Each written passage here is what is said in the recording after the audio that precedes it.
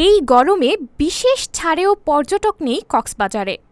বাংলাদেশের ওপর দিয়ে বয়ে যাচ্ছে স্মরণকালের ভয়াবহ তাপপ্রবাহ। যতই দিন যাচ্ছে ততই বাড়ছে গরমের তীব্রতা।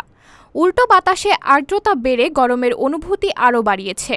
গত কয়েকদিন ধরে দেশের তাপমাত্রা এতটাই বেড়েছে যে অনেকে এটি সহ্য করতে পারছেন না। এই তীব্র গরমে জনশূন্য হয়ে পড়েছে কক্সবাজার সমুদ্র সৈকত। এতে শহরের ৫ শতাধিক হোটেল, রিসর্ট, গেস্ট হাউস ও কটেজ খালি হয়ে পড়ে আছে। সৈকতের কলাতলি পয়েন্টে গিয়ে দেখা গেছে ২ কিলোমিটার লম্বা এই সৈকতে মাত্র কয়েকজন বালুচরে হাঁটছেন।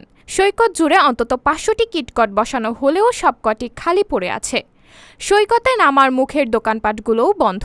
পর্যটকদের ছবি তুলে দেওয়ার ভ্রাম্যমাণ আলোকচিত্রীরা গাছের ছায়ায় দাঁড়িয়ে লোকজনের অপেক্ষায় আছেন।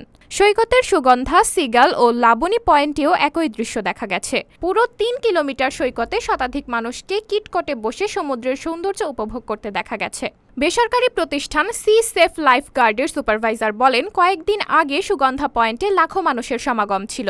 এখন সারাদিনে সমুদ্রে গোসলে নামছেন মাত্র ২-৩ হাজার। পর্যটক না থাকায় সমুদ্র কেন্দ্রিক পর্যটন ব্যবসায় ধস নেমেছে। সাবরিনা জলিল, সবার কথা।